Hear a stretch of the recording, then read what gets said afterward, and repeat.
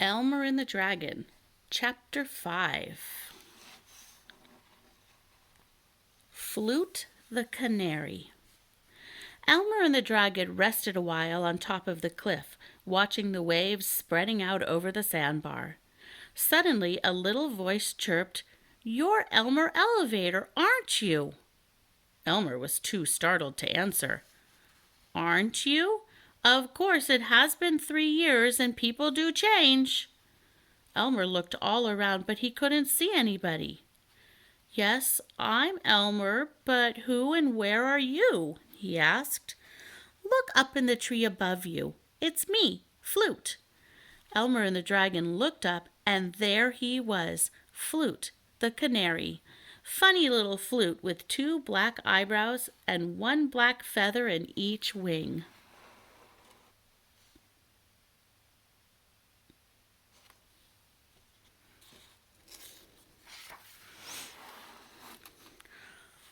"Oh, Flute, how glad I am to see you! But how did you get here?" "I flew here the day you let me out of my cage when your mother went to answer the doorbell. This is where all the escaped canaries live. Feather Island, we call it. But what on earth are you doing here?" "Well, I just rescued this baby dragon, and he was flying me home. Only we got caught in a storm and landed here instead. And now he's got to rest and get plenty of food and water before we can go on." "Does he eat canaries?" "I should say not," snorted the dragon. "Only fruits and vegetables and lollipops." "That's a relief," said Flute. "I almost didn't talk to you because the rest of the canaries were afraid. I'll just tell them everything's all right," and Flute trilled loudly in every direction. Soon canaries were chirping all over the island, and the pine trees rustled with fluttering wings. "Let's go eat," said the dragon, who was bored and still hungry and thirsty. So Flute flew down and rode on Elmer's shoulder as they walked through the pines. "Tell me, Flute, do people live on this island?" asked Elmer. "No, just canaries." "That's what I thought." "Well, how have you been getting along without my mother? She's never stopped worrying about you." "Quite well, thank you," said Flute, "but I'm beginning to suffer from the island disease." "What's that?" "I know it sounds silly, but the whole island is sick with curiosity, and old King Can is actually dying of it." "Who's King Can?" asked the dragon, becoming somewhat interested. "He's the king of the canaries. He's really King Can the 11th. His ancestors, King and Queen Can the First, were the first canaries to live on the island. They came with a party of settlers, but the settlers sailed away after a month or 2, and they left King Can and his wife behind." "Now I understand about the ladder and the bucket and the pine trees and the apple orchard," said Elmer. "Yes," said Flute, "they are the work of the settlers.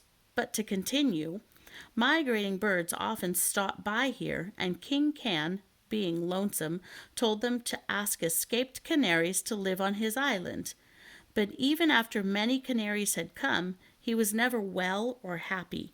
And when the other birds asked, 'Why not?' King Can would answer, 'I'm dying of curiosity.' Pretty soon the other canaries grew curious to know why he was so curious, but he told the reason only to his eldest son. And so they all grew sick with curiosity. Finally, when King Can the First was a very old canary, he did die of curiosity, and his eldest son became King Can the Second." "Skunk cabbage! I smell skunk cabbage!" interrupted the dragon right in the middle of the story, because by this time they had come out onto the meadow. "It's right over there in the swamp," said Elmer, and the dragon lumbered off to eat and to drink cold water. King Can the 2nd, 3rd, 4th, 5th, 6th, 7th, 8th, 9th, and 10th all died of curiosity as very old canaries. And now King Can the 11th is sick with it, and the rest of us are sick too. I tell you, it's an awful thing," continued Flute. I suppose so, said Elmer. I wonder what they could have been so curious about. See, there you go getting curious. What a great day it will be when the island gets over this plague of curiosity. Maybe I could help King Can the 11th, suggested Elmer. If he weren't curious any more, then nobody else would be curious to know why he's curious, and everybody would get well. That's right, said Flute. Let's go see the king. He lives in the biggest tree in the forest.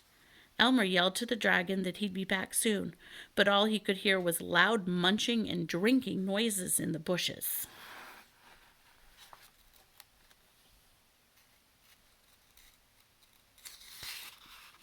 And that's the end of chapter 5.